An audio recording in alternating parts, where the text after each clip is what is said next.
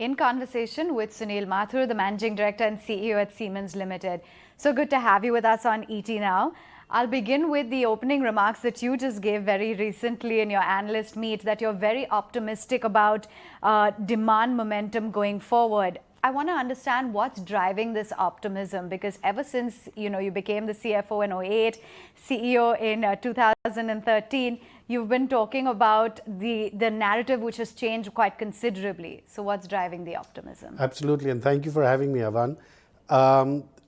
I think the country has really taken the next leap in its economy.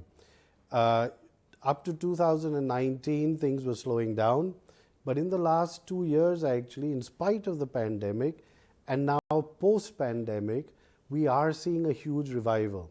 One of the major drivers for that have been the country's focus or the government's focus on spending in capital expenditure on infrastructure. And I do believe that that is the driver for growth in the country. Once you get the government spending in public sector, that is when industry will then follow, because that has a knock-on effect. With an increase in spending by the government on roads, highways, airports, ports, railways, and so on, energy, that feeds a whole lot of companies downstream. And I think that is what is happening. It has been a consistent approach. Last year, the government put a focus on public spending in infrastructure. This year's budget announced it as well. So, and we see real traction on the ground. So I do believe that we are now on a curve up. Industry is also beginning to spend. Demands in the country are growing.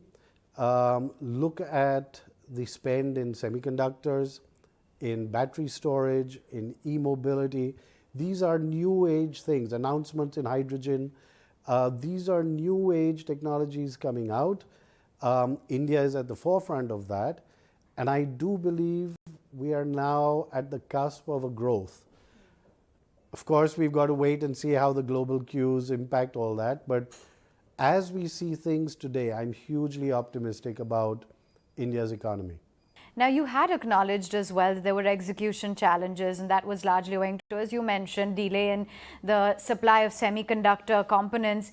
Have things changed now? Has some of those execution challenges been lifted? Unfortunately not. I think semiconductor challenges will follow us for some time to come. Logistic costs continue to go up. Timelines continue to be strained on logistics, deliveries. Inflation is happening around the world. We cannot be insulated against that. This could lead and will lead to interest rate increases. And really the challenge is going to be, when will the tipping point come? Growth in interest rate or increase in interest rates versus growth. And right now it is managing inflation, and that means managing the interest rate. So it's a complex equation. We are not insulated from the rest of the world here in the country. But again, as I see it today, based on today's scenario, we have a reasonably good visibility of the pipeline moving forward, and I'm still cautiously optimistic. Okay, but you said reasonably good pipeline, and I'm going to pick up on that because Siemens has witnessed fairly robust order inflow when it comes to base size, medium size orders in the first half. Has that been supplemented by large size orders? What is it looking like in terms of the pipeline? So yes, it has. The simple answer is we have had a growth in our base business, but we have also seen a large number of tenders coming out for larger values. Much larger than in the past. And again, a lot of them come from the government, but a lot of them are also coming from the private sector in the new capacities that they are planning to set up. So the simple answer is yes, the volume sizes of inquiries has increased. And we've got to be competitive, of course, to go out and get them. And you've also been very vocal when it comes to sustainability and digitalization. How are are these two factors going to really drive market share gains, and what are the kind of order prospects as well that you're seeing when it comes to smart infra? Yeah, so let me talk about sustainability and our program around sustainability. So Siemens launched globally the degree program, and D for decarbonization, ethics, resource availability, equity, employability, all forming part of the central part of our sustainability program. Here in India, we are replicating all of that here. Decarbonization is going to be a huge and is currently a huge issue for the country in general. The government is very, very serious about the transition to renewables. I think we don't need to talk about the immense amount of work that is being done in the renewable space. But companies also are now very seriously looking at how they can decarbonize their own products, supplies, and supply chains. And this is where we can come in. Where we can come in, also where digitalization helps. Energy efficiency is a huge part of decarbonization. Can our customers use less energy to produce more? And this is one area that we are at the center of. We do have technologies, including digital technologies, to manage energy efficiency. We are looking at waste heat recovery as well in terms of cement plants and other plants of that kind. And these are kind of technologies that are available in water efficiency, in coal efficiency, in energy efficiency, in logistic efficiencies, where all these contribute to sustainability over a period of time. And our challenge really here is, and this is where we are great at providing solutions to our customers, to make them more sustainable in their supply chains and their customers as well. I want to understand how Siemens is going to focus on keeping margins stable. You've spoken about big ticket projects as well coming in. How are you going to manage profitability and keeping margins stable in light of even, you spoke of global worries, the inflationary scenario as well. How is that impacting the company? So absolutely. I have said for over 10 years now that we will grow, but we will grow profitably. And the growth will come, but not at the cost of the profitability and not at the cost of cash. And if you look at our performance over the last couple of years, we have grown in the top line, but we have also grown on the bottom line. And this is really the challenge. We are looking at scenarios of cost increases, logistic cost increases, resource cost increases all over the place. And our real challenge is, how can we really manage the supply chain costs? You can't manage commodities, but there are hedging possibilities over there. So how can we really address all these cost increases by taking the right measures in advance, which is what we are doing. And if you look at our last results, we've been pretty solid on the bottom line. That will continue to remain our focus. We will grow, but we will grow profitably. And what about margins? The margins will continue to be where they are or improve further. That is our focus. Despite, the inflationary environment, etc. That is going to be our endeavor. That is going to be our endeavor. That's what we are looking out for. There are certain things within our control and a lot which is not within our control, but we are doing the best we can at this moment. Digitalization plays a central role in that, and we are using digitalization to make ourselves even more efficient. Now, given the strong liquidity at hand, and this was also mentioned in the recent conference call, is that it's over 5,000 crores plus, and the focus is going to be on capital allocation. Can you elaborate further? Absolutely. So we want to grow our business, but we've got to ensure that we do it intelligently, that we use the resources, the limited resources that we have, most efficiently. So we will look at inorganic growth. We will look at expansion in capacities, but we will put the money invest the money only where we believe there is the maximum bang for the buck.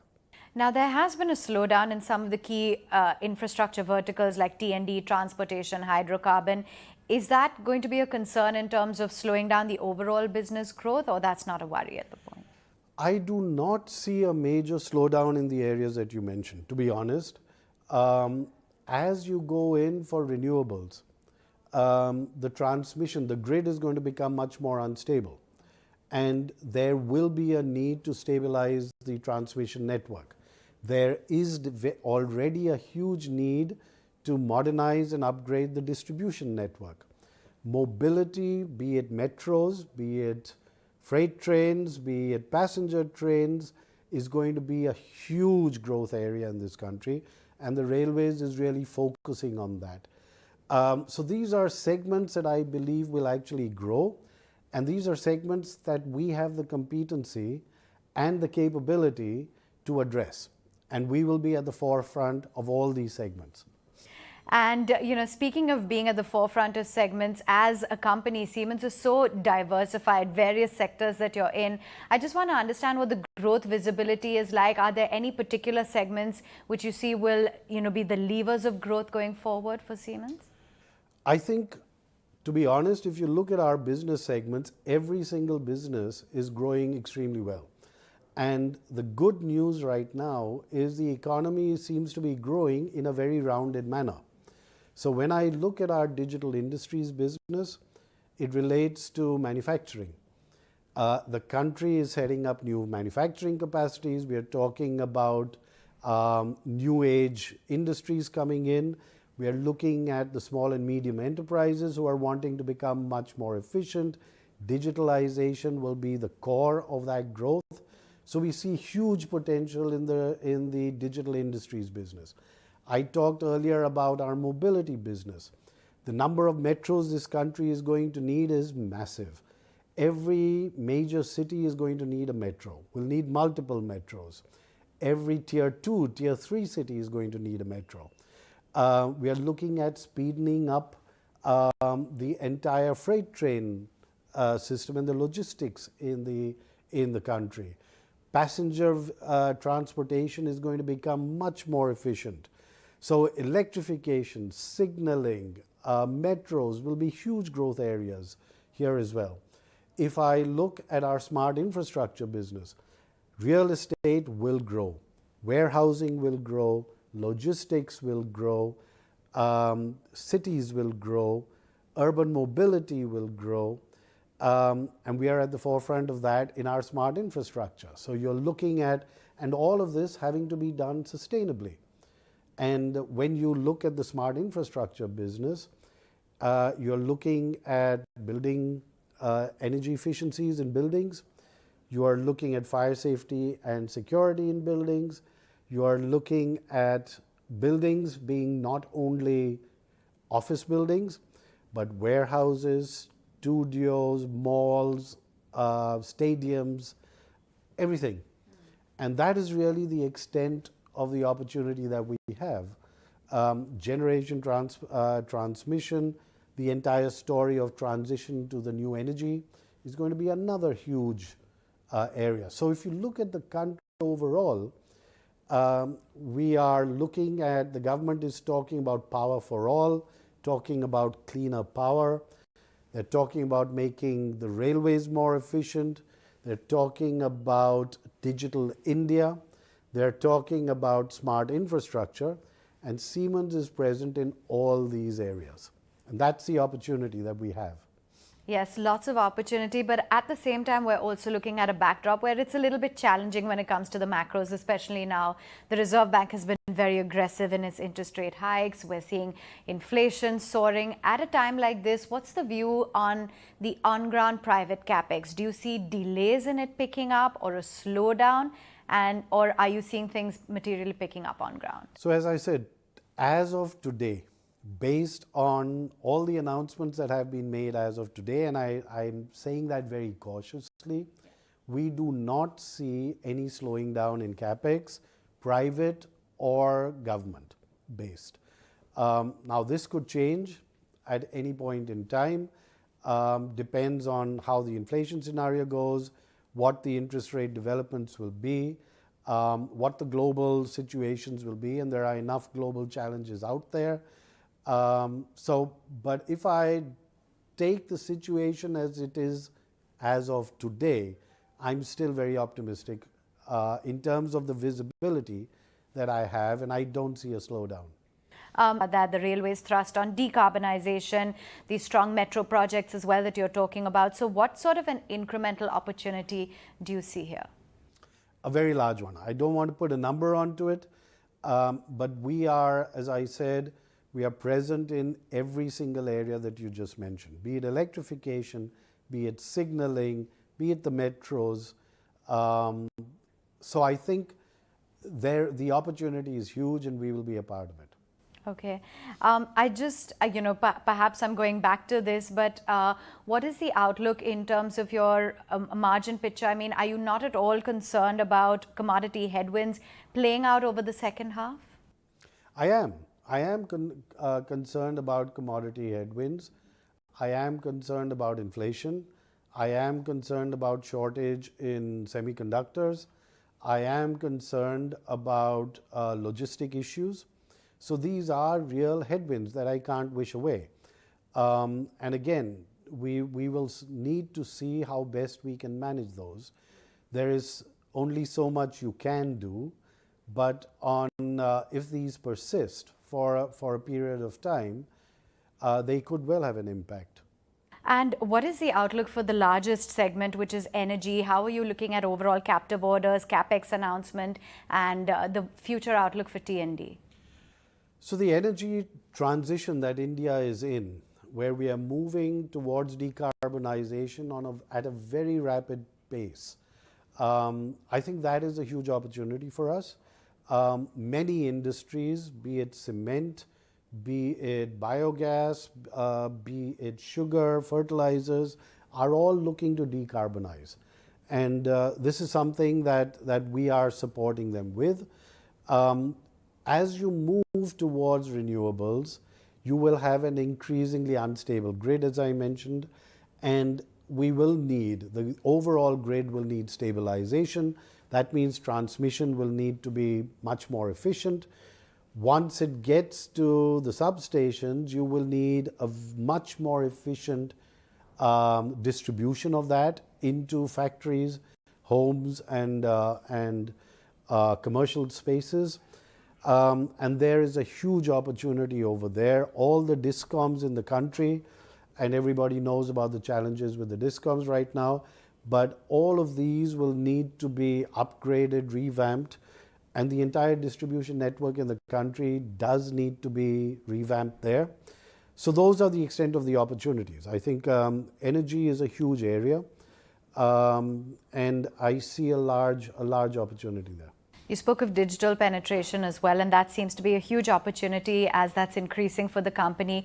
In terms of the overall revenue pie, how much could it be contributing over the next 3 to 5 years? I think our digital contribution is growing year on year. To be honest, the last 2 years, the pandemic has actually accelerated the digitalization in industrial business. As companies want to put in new capacities, they want to do it faster.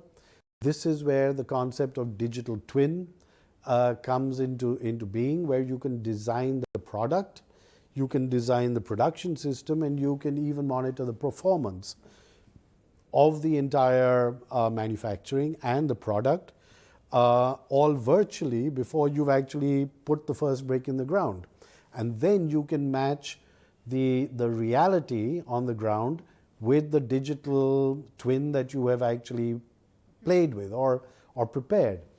And I think this is a huge opportunity as the country and as manufacturing moves towards mass customization, as small and medium enterprises struggle with cash, with capex, and with cost. Digitalization will address all these three needs. Let me give you an example of what this really translates to, just to put it in perspective. We have a factory in Mumbai that manufactures contactors. And we were doing 80 variants of these contactors on 3 production lines. The need was to add additional production lines because we needed more variants. But every time you wanted to add an additional production line, there wasn't really a business case because it meant additional cash, it meant additional cost, it meant additional capex. And then we came in with our digital solutions. In short, we have gone from 80 variants of these contactors on 3 production lines to 180 variants on 1 production line. We've gone from 13 quality checks to 52 quality checks. And you're able to produce from 21 seconds cycle time down to 9 seconds. So you're able to produce faster with greater efficiency and greater quality with a much broader spectrum. And this is exactly what every single small and medium enterprise is looking for. And that's the extent of the opportunity out there. Even the margins in the digital industry segment have improved quite significantly. So what has led to this, and do you think that this trend will continue? As digitalization grows, yes, there should be an expansion in the margins as well. The question really is, what will be the pace of growth of digitalization in the country? A lot of focus is on it. A lot of it is also linked to smart infrastructure. You can't be digital if you've got challenges on energy, if you've got challenges on Wi-Fi networks, on connectivities. So the entire rounded solution that the country is now concentrating on in terms of getting smart infrastructure in place, you can't have smart manufacturing without smart infrastructure. If I can go back to the order inflow, because there has been strong order inflow in mobility and of course digital industries, how sustainable are the order inflows in the mobility segment, and what are some of the new products or portfolio changes that the company has made in the mobility space? So I think the mobility business has got a huge potential for growth. And we talked about it earlier. There is a focus of the government on the railways and on metros as well. So we are continuing to localize here our products, our solutions. We're building up additional capacities. We're looking at addressing the increasing pace of investment that the railways is actually doing. So yes, mobility in general, with all the parts of it, electrification, signaling, metros, locomotives, will be a huge opportunity for us. And you've spoken of a lot that the government has done, which has enabled the company as well to see strong growth. Any challenges that you foresee for the sector that you think need to be addressed? For mobility in particular, or overall? Overall. I think the government has recognized very clearly public spending in infrastructure, capex, is going to really continue to drive the economy. And I'm just hoping that this expands, because it's not only the central government. Now we need that spending to happen in every state around the country. And it's happening in many states, but it could happen and should happen in many more states. So I think the pace of growth in the states is really going to be the next thing to look out for. And the pace of spending, capital expenditure in infrastructure in the states is really going to be the next thing to look out for. All right. Thank you so much for answering all of our questions and for joining in on the show. Thank you for having me.